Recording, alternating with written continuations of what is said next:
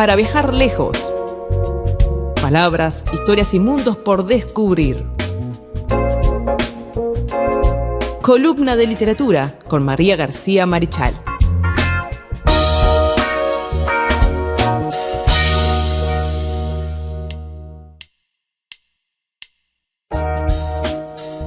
Continuamos en punto de partida aquí para 1210 AM Radio El Libertador. Como todos los martes, columna de literatura para viajar lejos y poder conversar un ratito sobre las letras. ¿Cómo estás, María? Muy bien, contentísima de estar contigo como siempre, Carlos. Audiencia, muy buenos días, que tengan una jornada excelente.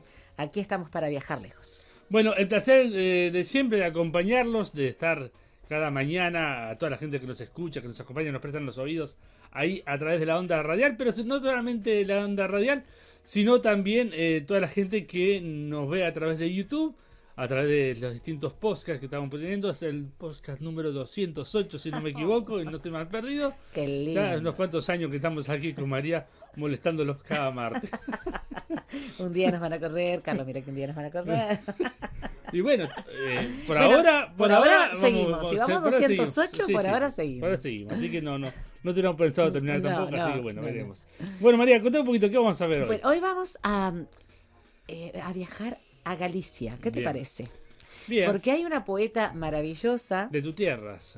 No, yo soy del País Vasco. Pero de todas maneras ahí andamos, somos vecinos. De Galicia, Rosalía de Castro.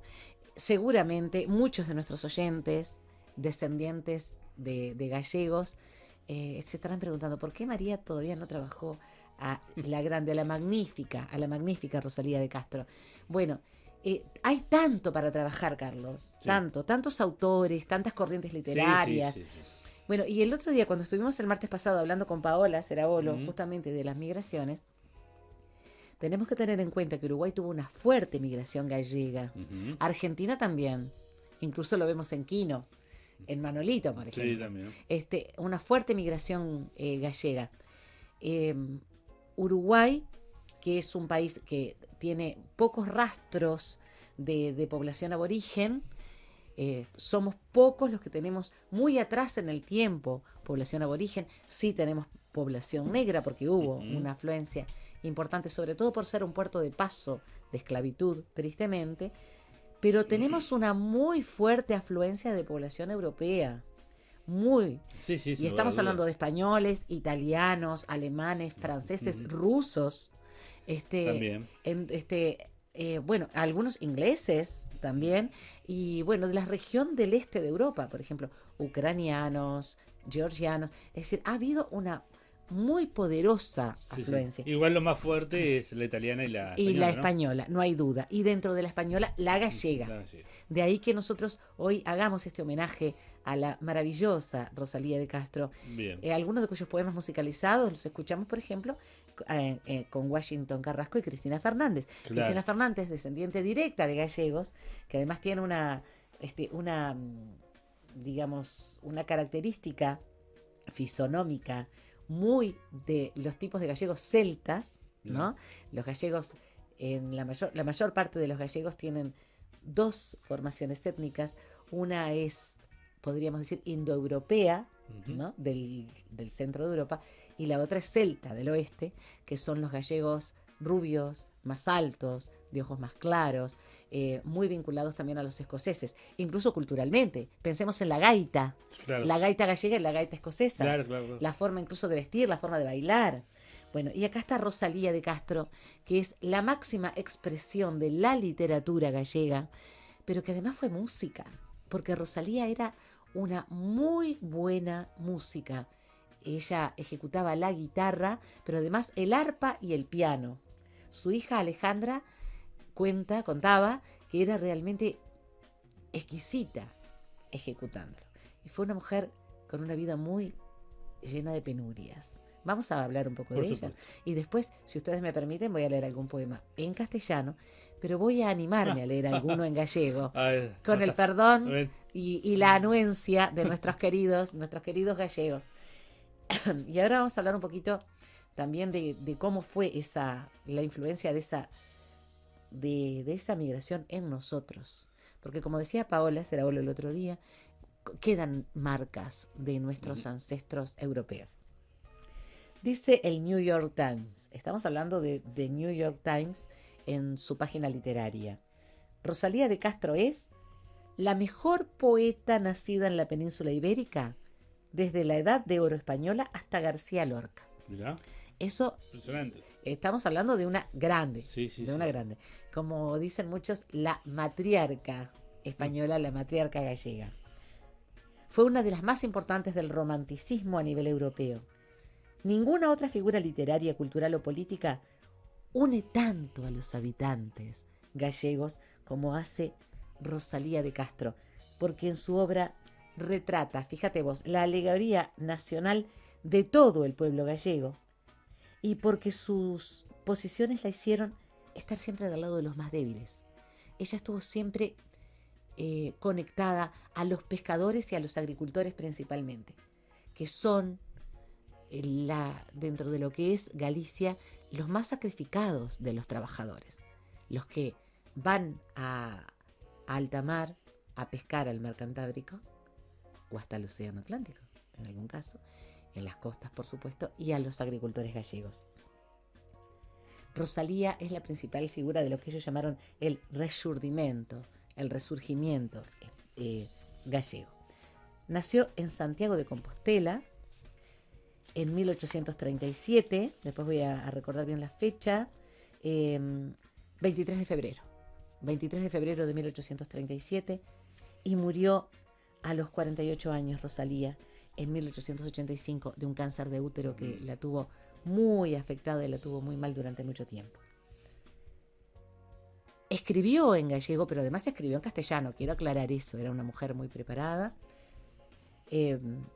Su familia materna era una familia noble, muy venida menos. Nosotros no nos tenemos que olvidar aquí siempre, recordar siempre a Cervantes, ¿no? A Miguel de Cervantes Saavedra, cuando hablaba de los hidalgos de la ruralidad española, los hidalgos empobrecidos, aquellos que habían sido en la Edad Media señores feudales de pronto, que fueron perdiendo sus tierras, fueron perdiendo sus propiedades, fueron perdiendo sus casas solariegas y terminaron en la pobreza.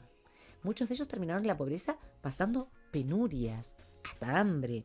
¿Por qué? Porque hubo una descomposición social desde el feudalismo y hasta después la república, toda la parte, primero de los reinados y posteriormente la república, fue fragmentándose el territorio y fragmentándose incluso las familias. De allí mucha migración.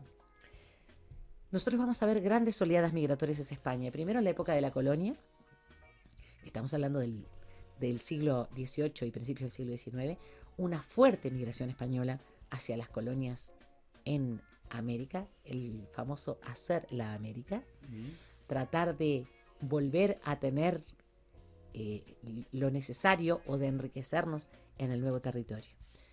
Después hay una nueva migración europea posterior a la mitad del siglo XVIII y del siglo XIX, muy grande debido a una hambruna muy generalizada en Europa por diferentes razones, guerras intestinas, confrontaciones, esa pérdida de territorio, un nuevo mapeo de Europa, y ni hablar de las dos guerras mundiales en el siglo XX. Sí, claro. Allí fue un sangrado. Y los gallegos principalmente vinieron al Río de la Plata. Escribiéndole un día a nuestra querida filóloga Irene Vallejo, y hablando justamente de Quino, planteábamos que en Uruguay los gallegos principalmente se establecieron para trabajar en el transporte público y en comercio. Pero para llegar a trabajar al transporte público y para llegar a tener de pronto un comercio, un pequeño bar, un pequeño almacén, los gallegos dormían en el suelo, comían a veces, es decir, trabajaban para poder legar a su descendencia, para poder legar a su prole una vida mejor. En definitiva, es lo que mueve forzosamente, salvo la parte política y las persecuciones, lo que mueve forzosamente a las poblaciones de distintos lugares del mundo, en este caso de España. Y acá está esta mujer magnífica que se quedó en su tierra, que sí, vivió en otros lugares pero de España, que no salió de allí y que estuvo completamente comprometida con su Galicia natal. Como decía, su familia materna era de nobleza venida menos. Tuvo una profunda crisis desde el inicio de su vida, Rosalía, porque era hija ilegítima de un sacerdote. Ya. Entonces eso la marcó, porque además Claro. era Vox Populi. Su madre nunca renegó de ella. Entonces, de alguna forma la marcó profundamente y fue una mujer muy triste. Siempre fue una mujer muy triste. Su primer libro fue La Flor, que se publicó en Madrid en el año 1857. Recibió críticas muy elogiosas, sobre todo de un crítico que se llamaba Manuel Martínez Murguía. Con él se casó al año siguiente.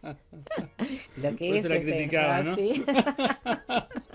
Se casó al año siguiente. Llamó la atención, yo te critico. Llama la- sí, yo te critico. Déjame que yo te critico el libro. Me resultó sumamente romántico, ¿sabes? Yo que soy la persona menos romántica del mundo, me resultó sumamente encantador. Contrajo matrimonio con él el año siguiente. Siempre vivió en la pobreza, Rosalía. Y la muerte de su mamá y la muerte de uno de sus hijos, ella tuvo varios hijos con Murguía, ahora después vamos a ver, la marcó mucho y la hizo sufrir mucho. Incluso era una mujer que manifestaba su tristeza. Lo manifestaba con la palabra, no solamente en la poesía. Ella era una mujer triste. Y era una mujer además de carácter muy fuerte. Después lo vamos a ver. A mi madre es el libro de 1863. Siguieron Cantares Gallegos, que para mí es sublime. En el año 1863, también en el mismo año, publicó los dos libros. Que canta a la Galicia rural, ¿no? Tiene una añoranza muy especial y una denuncia a los segadores, o sea, quienes trabajaban en el campo. No nos olvidemos que en aquel entonces no había maquinarias, entonces la siembra se hacía manualmente, se roturaba la tierra con arado de mancera y el segado, es decir, la recolección del trigo, de la cebada, del centeno, del cereal que vos hubieras cultivado, era a guadaña y a hoz. Mi bisabuelo, Sebastián García, que era vasco de origen, era reconocido por la rapidez con la que manejaba la hoz. No heredé eso, ¿eh? ¿Eh? No lo heredé. Te digo por la duda, no te vayas a asustar. No lo heredé, porque sí soy muy, muy rápida en mis acciones, pero digo, me lo contaban viejitos que yo conocí siendo ya una mujer grande, viejitos que lo habían conocido siendo ellos niños a mi bisabuelo. La rapidez con la que manejaba la hoz.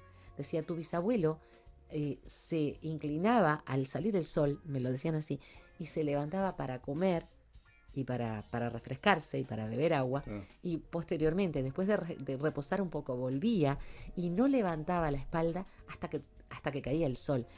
Y así como trabajaba mi bisabuelo aquí en Uruguay, venido del País Vasco, así trabajaban los gallegos, pero eran muy maltratados por quienes tenían la tierra. Entonces la denuncia que hacía Rosalía, de los segadores principalmente, y de los pescadores que vivían de una manera muy rudimentaria, lo embelleció en su poesía. Por eso también es grandiosa, porque pudo hacer de una denuncia social una poesía hermosa, bellísima, que hoy en día la lees o la escuchás cantar y es realmente de una belleza enorme. Es sin duda un renacimiento poético el que hace Rosalía, por eso el resurgimiento o resurgimiento. Después escribió algunas novelas como Ruinas en 1866, historias de 3 mujeres ejemplares y desdichadas en el seno de un ambiente que sienten ajeno, un ambiente de modernidad que sienten ajeno, porque añoran su tierra rural.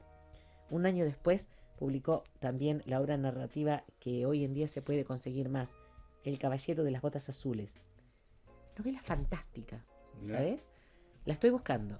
Seguramente está en plataformas. No olviden que tienen muchas plataformas donde buscar gratuitamente para los dispositivos como la computadora, la tablet o el teléfono, lo que tengan, y que se puede descargar gratuitamente o leer en línea en lugares, por ejemplo, como bibliotecas públicas. Cervantes para mí es gloriosa, ¿eh? Y la de La Plata también. Y la de la Universidad de La Plata, ¿viste lo que es, no? Es espectacular. La Universidad de La Plata tiene una plataforma literaria de un nivel excelente. En 1880 apareció su segundo libro en gallego, Folhas Novas, Hojas Nuevas, que es muy intimista, habla mucho de la muerte, de la soledad. Y bueno, las últimas producciones de Rosalía de Castro, El primer loco, de 1881, y un poemario en lengua castellana, En las orillas del Sar. El Sar es un río, que fue publicado en 1885. Hay mucha meditación metafísica en ese libro. Hay una búsqueda espiritual de Rosalía en el libro En las orillas del Sar, que digamos de alguna forma continúa lo que aparece en Folhas Novas. La obra de Rosalía, como decíamos, se mueve tanto dentro de lo que es la belleza de sus paisajes como en la situación social de los pescadores y los campesinos gallegos. Pero también hay un existencialismo muy profundo en su poesía y una búsqueda de la espiritualidad. Se la equipara con Gustavo Adolfo Bécquer, a quien ella conoció en algún momento, que ya sabemos que es la expresión tardía del romanticismo más célebre de España y tal vez la más seguida, porque ¿quién no tiene en su cuaderno de adolescente un verso de Gustavo Adolfo Bécquer? Por favor, ¿quién no le dedicó a un compañero o a una compañera o a alguien a quien amó unos versos de Gustavo Adolfo Bécquer? Bueno, ese camino siguió Rosalía de Castro. Bécquer y Rosalía son señalados justamente por la crítica como los iniciadores de la poesía española contemporánea, que después va a tener sus grandiosos representantes en el Siglo de Oro. Y anticipan un poco a Rubén Darío, ¿sabes? Tiene, por ejemplo, en algunas de sus imágenes, de sus formas incluso en la parte, digamos, fantástica, tienen algo de innovador que posteriormente cultivará Rubén Darío, el gran nicaragüense. Hay además en la poesía de Rosalía de Castro un cierto rasgo de ansiedad, de inquietud, de presentimientos extraños. Es decir, fue muy, muy particular, muy particular. Habíamos dicho que ella la marcó para siempre su nacimiento, ¿no? Ser hija ilegítima. La fecha fue 23 de febrero de 1837. En un documento firmado ante notario, su madre, doña Teresa de Castro, reconoce a Rosalía como su hija natural y pone la fecha de nacimiento, que durante un tiempo, incluso entre los mismos gallegos, fue muy discutida. Era febrero del 37, nació un poquito antes, nació un poquito después. Ella da esa fecha. Eso lo documenta su madre. Incluso en la boda justamente de Martínez Murguía con Rosalía aparece esa fecha de nacimiento y el hecho de que ella es hija ilegítima, se decía así, bautizada por una madrina que después ayudó a criarla, y durante mucho tiempo no se había encontrado porque estaba en la sección de los pobres. O sea, en la iglesia donde se bautizaba había una sección de pobres, los que no podían pagar, digamos, el estipendio por el bautismo. Por eso no encontraban la partida de nacimiento de Rosalía. Esto te da la pauta, digamos, de la estratificación social marcada, ¿no? Aún muy en fuerte, la iglesia de la época. Estamos hablando de 1837, tampoco es tan atrás en el tiempo. Es increíble. En 2021 la encontraron. En la época de que nosotros estábamos pasando por la pandemia, encontraron la partida de nacimiento en la sección de pobres de la iglesia donde la bautizaron. Eso a mí me conmovió mucho cuando lo investigué, ¿sabes? Me conmovió muchísimo.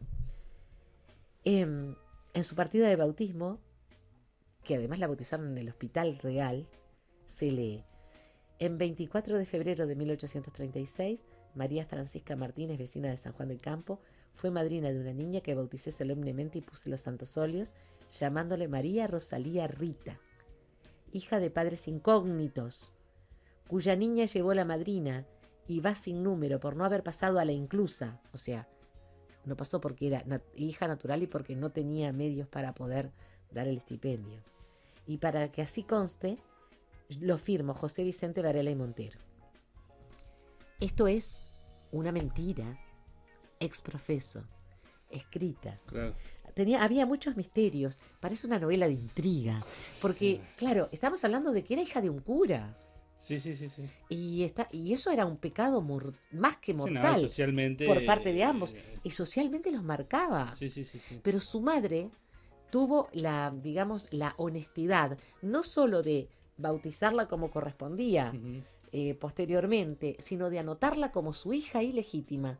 Aunque su padre fuera mencionado como desconocido, ella la apuntó como su Ujú. hija. Por eso ella tuvo un amor tan profundo por su madre, porque su madre la protegió siempre. Su madre cuando nació Rosalía tenía 31 años. Para la época era una veterana, una madre añosa, Sí, diríamos claro, hoy. claro. Entonces, porque generalmente las madres eran muy jóvenes, Sí, sí, porque sí. la longevidad era muy corta. Sí, sí. Entonces, 16, 17 años estaban casadas. claro, por Bueno, supuesto, y tenían hijos. sí, sí. Entonces, bueno, allí se tejió todo ese teje y maneje se hizo para tratar de desinvolucrar, valga el término, al Por padre, supuesto. al padre de Rosalía. Su madre se llamaba, fíjate el apellido, María Teresa de la Cruz de Castro y Abadía. Oh, O sea, estamos hablando de una noble de la ruralidad gallega. Eh, perdón, 33 tenía, no 31, 33 años. Claro, porque como está anotada anteriormente, aparece como de 31, pero tenía 33 en realidad, más que añosa la madre. Y Rosalía evoca su casa natal, porque la madre la crió con su madrina, la ayudaron a protegerla, ¿no? Y dice, casa grande le llamaban, noutro tempo venturoso, cando os pobres a imploraban, e fartiños se cuentaban o seu lume cariñoso. O sea, hace una descripción en gallego de cariño, de luz, de calor en su casa natal. Su padre, que era cura, era José Martínez Biojo. Cuando ella nació tenía 39 años, era un cura grande, un señor grande, ¿no? Y por supuesto que nunca la reconoció ni tuvo vínculo con ella. Y por supuesto la iglesia de alguna manera lo cubrió con esa falsa, incluso con esa falsa Claro. partida de nacimiento. Cuando recién nació, la mamá, que era considerada ya una mujer veterana, tenía que tener una nodriza, o sea, Rosalía tenía que ser amamantada por alguien. Entonces fue amamantada por la esposa de un sastre llamado Lesteiro. Doña Teresa y doña María Josefa, que eran tías paternas de Rosalía, o sea, hermanas de su padre, la protegieron, la cuidaron mucho también, ayudaron mucho a la madre de Rosalía para que la niña creciera bien. Estuvo viviendo en Ortoño durante un tiempo y su madre posteriormente se hizo cargo de ella en forma completa. Hay documentales acerca de Rosalía de Castro que la muestran como una niña pequeña, siempre enferma, estuvo muy enferma desde que era chiquita. Hay archivos del Ayuntamiento de Padrón, se descubrió en un documento de quienes vivían en la ciudad entre el 1 y el 30 de octubre de 1842 y habla mucho acerca de quienes estuvieron rodeando la vida de ella, ¿no? En el documento que incluso aparecen algunos documentales, en algunas documentales de la televisión española,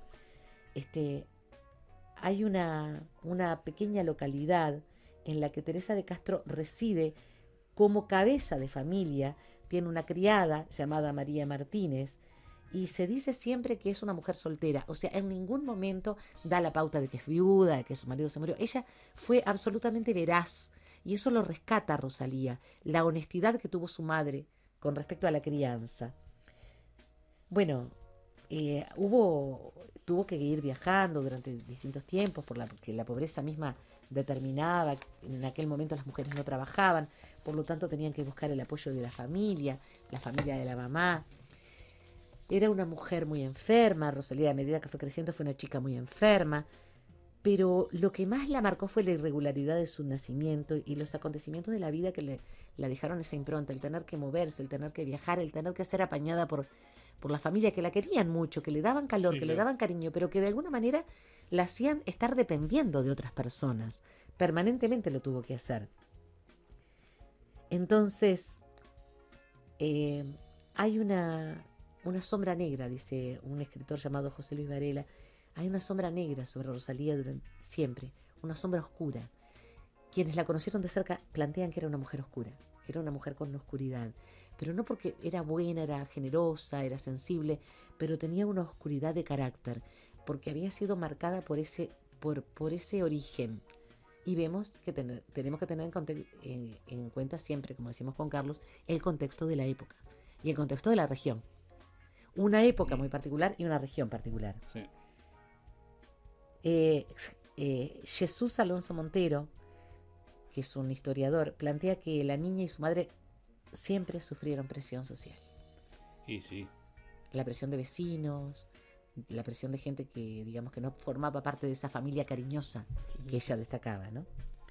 Es que antes se culpaba a la mujer, no al hombre, ¿no? Por supuesto, pero por supuesto. Y el Además, la hombre culpa tenía de todas quién las era, no era del cura. La culpa era de Teresa, la madre Rosalía, para todos. Claro. Claro. Él no era culpable. O sea, ella lo debe haber seducido, seguramente. Sí. Entonces, todo eso generó que ella se sintiera siempre muy perseguida, muy, digamos, muy destratada por aquellas personas que la juzgaban. Y como su madre siempre fue tan transparente, ella vio eso como algo valioso, pero ella lo sintió como algo terrible. Ujú. Y fue para ella una cruz. Para Rosalía de Castro fue una cruz. Era muy sensible, era muy inteligente. Entonces se dedicó a la música, a escribir a la música. Siempre estaba o ejecutando la guitarra o el arpa o el piano, pero siempre iba, digamos, decantando todo ese dolor, toda esa oscuridad en la música. Cuando ella murió, su esposo, Martínez Murguía, llegó a escribir, cuando la vio encerrada, dice, entre 4 tablas, las que a todos nos esperan, él escribió: descansa al fin, pobre alma atormentada, tú que tanto has sufrido en este mundo. Su esposo lo escribió. No. Y eso la define totalmente. Ella escribía en algún momento en una carta: una poetisa, en aquel momento se decía poetisa o escritora, no puede vivir humanamente en paz sobre la tierra, puesto que además de las agitaciones de su espíritu, tiene las que levantan en torno a ella cuantos la rodean. Así se sentía Rosalía de Castro. Bueno, problemas psicológicos antiguos. Si estuviera Paola acá, ella nos daría una pintura más exacta acerca de lo que sufría Rosalía, ¿no? Dejó muchos ejemplos de su manera de sentir en su obra. En abril de 1856, Rosalía de Castro se mudó a Madrid junto con la familia, a la casa de una pariente suya, María Josefa Carmen García Lugini Castro. No tenían apellido, ¿no? ¿Qué te parece? Los apellidos había que escribirlos. La cédula de identidad me imagino que tendría 20 centímetros, ¿no? Varios renglones, por lo menos. Y habitó en la planta baja de una casa, en el número 13 de la calle de Ballesta. No se sabe por qué se mudó allí, pero yo lo que deduzco es que siempre estuvieron en la penuria, entonces trataban de alguna manera de encontrar a alguien que los apañara.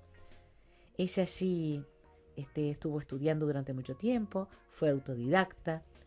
Después de llegar a Madrid publicó un folleto de poesías escrito en lenguas castellanas, que es el que yo te comentaba, La Flor, y que fue cuando Manuel Martínez Murguía la conoció y aparentemente se enamoraron y se casaron. No mejoraron económicamente, o sea que seguramente allí no había interés de por medio, porque económicamente la pasaron muy mal.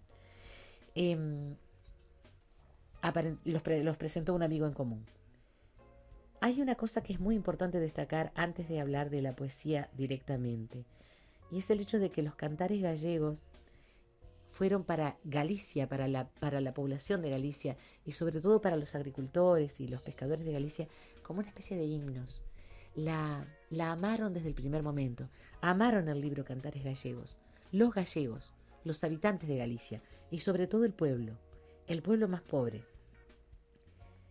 Cuando Rosalía se enfermó, y se enfermó mucho, siempre fue una mujer enferma, sufría de los bronquios, sufría de dolores musculares, tenía seguramente una depresión crónica, que atrevida yo, pero sí, seguramente era una mujer depresiva por todo lo que se ve, porque hablaba además de lo mal que se sentía. Se lo decía a su esposo, se lo decía a su madre, se lo decía a los vecinos a quienes quisieran hablar con ella. Hablaba de lo triste que era, de lo mal que se sentía, de lo mal que estaba. Pero los hijos que tuvo fueron momentos de luz para Rosalía de Castro. En Santiago de Compostela, porque además quiso que sus hijos fueran gallegos, nació Alejandra el 12 de mayo de 1859. Luego Aura en 1868. Después tuvo mellizos, Gala y Ovidio en 1871, de los cuales uno falleció. Amara en 1873. Adriano Honorato en 1875, que falleció en 1876 porque se cayó, pobrecito, a causa de una caída. Esto para Rosalía fue prácticamente el acabose. Allí empezó a su cuerpo a colapsar, porque se sintió culpable de que el niño se hubiera caído y murió Adriano Honorato. Y Valentina nació muerta poquito después. Es decir, no salía, no podía salir, de alguna manera no podía emerger. Entonces la música y las letras y el criar a sus hijos fueron las formas que tuvo Rosalía de tratar de resistir a una vida que le era muy hostil. Quiso siempre que sus hijos fueran gallegos, por eso tuvo a sus hijos todos en distintas localidades, Santiago de Compostela, Las Trove, pero todos fueron gallegos, los hijos de Rosalía. Vivieron en La Coruña también, durante un tiempito, y posteriormente estuvo en Lugo, con su esposo y con sus hijos, ¿no? Después, cuando ya era una mujer que relativamente tenía cierta celebridad, estuvo viajando entre Madrid y Simancas, donde presentó Folias Novas. En uno de esos viajes conoció a Gustavo Adolfo Bécquer y tuvieron conversaciones que me hubiera encantado escuchar. Y bueno, Me hubiera encantado escuchar. Pero bueno, no pude, por razones temporales y obvias. Los últimos años de Rosalía transcurrieron en la comarca de Padrón, donde había pasado su infancia. Ella quiso estar allí. Incluso hay un museo en ese lugar y está la cama donde ella falleció. Se llama Paso, en gallego se le llama Paso a las casas paternas o maternas donde se residió, donde hay además un huerto, donde hay nosotros le llamamos una quinta de frutales, donde hay un jardín. Se le llama Paso, pero Paso con Z. Y recuerdo aquí iba mi recuerdo a mi amigo, mi querido amigo con quien me crié, que ya no está con nosotros, Jorge García Pose, cuyos padres gallegos eran parte prácticamente de mi familia. Jorge fue como mi hermano. Ellos hablaban gallego y además de hablar castellano, ¿no? Jorge era arquitecto y viajó a Galicia muchas veces para ver a su familia. Hizo un viaje de raíces totalmente a Galicia. Bueno, como estaba muy enferma, Maximino Teijeiro le dedicó un libro, decía, a la eterna enferma. Estuvo siempre enferma, pero además tenía un dolor muy grande, como un dolor del que no podía salir. Antes de morir, le pidió a sus hijas, sobre todo a Alejandra, que quemara todo lo que había escrito en los últimos tiempos. Y Alejandra fue y lo quemó. Cuando vino el padre, le dijo: lo que acabas de hacer, estoy parafraseando al padre, le dijo: lo que acabas de hacer termina con la gloria de tu madre y con la posible fortuna de ustedes. Porque claro, cuando se muere es cuando la celebridad no tenía una esposa como Sábato, digamos, para exactamente, ¿no? La gran parte de la obra de Sábato, bendita Matilde, que rescataste de Sábato, del fuego que Sábato hacía, rescató las obras, y está la trilogía y nada más. Bueno, las hijas le hicieron caso y quemaron lo último que había escrito. Lamentablemente lo desconoceremos porque quedó para siempre entre las cenizas. Te amo, ¿por qué me odias? Te amo, ¿por qué me odias? Te odio, ¿por qué me amas? Secreto es este el más triste y misterioso del alma. Mas ello es verdad, verdad dura y atormentadora. Me odias porque te amo porque me odias. Busca y anhela el sosiego, mas ¿quién le sosegará? Con lo que sueña despierto, dormido vuelve a soñar, que hoy como ayer y mañana cual hoy, en su eterno afán de hallar el bien que ambiciona, cuando solo encuentra el mal, siempre a soñar condenado, nunca puede sosegar. Qué triste era, ¿no? Sí. Qué triste, qué falta de... No tenía paz interior, no tuvo paz interior Rosalía. Hora tras hora, día tras día. Entre el cielo y la tierra que quedan eternos vigías, como torrente que se despeña pasa la vida. Devolvedle a la flor su perfume después de marchita. de las ondas que besan la playa y que unas tras otras besándola expiran. Recoged los rumores, las quejas, y en planchas de bronce grabad su armonía. Tiempos que fueron, llantos y risas, negros tormentos, dulces mentiras. Ay, ¿en dónde su rastro dejaron? ¿En dónde, alma mía? Pobre alma sola, no te entristezcas. Deja que pasen, deja que lleguen la primavera y el triste otoño, ora el estío y ora las nieves, que no tan solo para ti corren horas y meses. Todo contigo, seres inmundos, deprisa marchan, todo envejece, que hoy, mañana, antes y ahora, lo mismo siempre. Hombres y frutos, plantas y flores, vienen y vanse, nacen y mueren. Cuando te apene lo que atrás dejas, recuerda siempre que es más dichoso quien de la vida mayor espacio corrido tiene. Soledad. He tratado de hacer un enganche de varias poesías. Ujú. Un manso río, una vereda estrecha, un campo solitario y un pinar, y el viejo puente rústico y sencillo, completando tan grata soledad. ¿Qué soledad?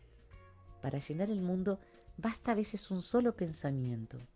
Por eso hoy, hartos de belleza, encuentras el puente, el río y el pinar desiertos. No son nube ni flor los que enamoran. Eres tu corazón, triste o dichoso, ya del dolor y del placer el árbitro, quien seca el mar y hace habitable el polo. La maravilla de la descripción de sus verdes, húmedos y bellos paisajes gallegos y su tristeza permanente, la soledad en la que quería estar para poder disfrutar de la belleza de su espacio, de su lugar. ¿En gallego? Voy a atreverme, ¿cómo me conoces? Voy a atreverme a leer en gallego. Adiós ríos, adiós fontes. Adiós ríos, adiós fontes. Adiós regatos pequenos. Adiós vista dos meus olhos. Non sei cando nos veremos.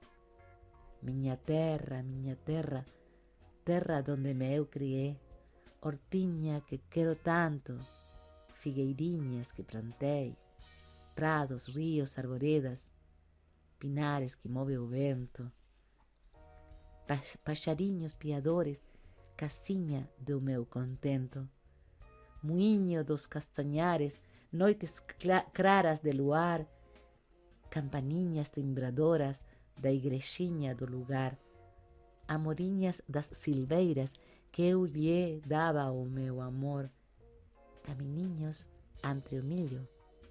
Adiós, para sempre adiós. Adiós gloria, adiós contento. Deixo a casa onde nascín, deixo a aldea que conozo por un mundo que non vin, deixo amigos por extraños, deixo a veiga polo mar, deixo, enfim, canto ben quero, quen podera não deixar. Añoranza, pura y dura. Sí, sí. Decía Manuel Martínez Murguía que ella tenía un carácter muy fuerte, que a pesar de su tristeza tenía un carácter fuerte. Bueno, así la forjaron también, ¿no? Por supuesto, y él lo planteaba así, que su historia la había forjado. Entonces, mira lo que hizo este amor de hombre. Cuando ella le escribía cartas a veces muy mordaces, a veces, además de quejosas, a veces era mala las cosas que le decía. Entonces, cuando ella murió, él dejó las cartas que eran amorosas y quemó todas las cartas que tenían aquellas, digamos, cosas agrias, ácidas que le escribía Rosalía. Y dejó las cartas más dulces, porque quería tener esas en el recuerdo. Claro. O sea, fue alguien que la amó mucho. Yo los invito a conocerla, los invito a leerla, pero además los invito a escuchar a Cristina Fernández cantando en gallego, porque lo hace de una manera tan prístina, tan encantadora, tan dulce y con todo el amor que le inspira Rosalía de Castro como poeta y como la matriarca de la poesía y la literatura gallega. Pero no nos olvidemos de esto. No solo fue una escritora que ensalzó a Galicia y que denunció la situación de sus pobres. Ujú. Fue una gran figura para España y para las lenguas castellana y Claro. gallega. Una de las figuras, date cuenta, que está catalogada a la altura de Gustavo Adolfo Bécquer Sí, sí, sí. y que va a ser, yo a veces encuentro allí, no quiero dilatar el programa, pero encuentro allí pequeñas, pequeños guiños a Gustavo Adolfo Bécquer y cosas que después fue tomando Rubén Darío para su modernismo. Es decir, fue una gran poeta, Sí, sí, sí. además de una gran música y una mujer sufrida que, bueno, que quedó en la historia de Galicia y de España y de toda la lengua castellana para la eternidad. Bueno, muy bien. Gracias, María, por haber acompañado y traernos a esta escritora. Muchas Y nos gracias. reencontramos a la vos. próxima, ¿te parece? Por supuesto. Hasta el próximo martes, audiencia. Nos vemos. Un abrazo para cada uno de ustedes.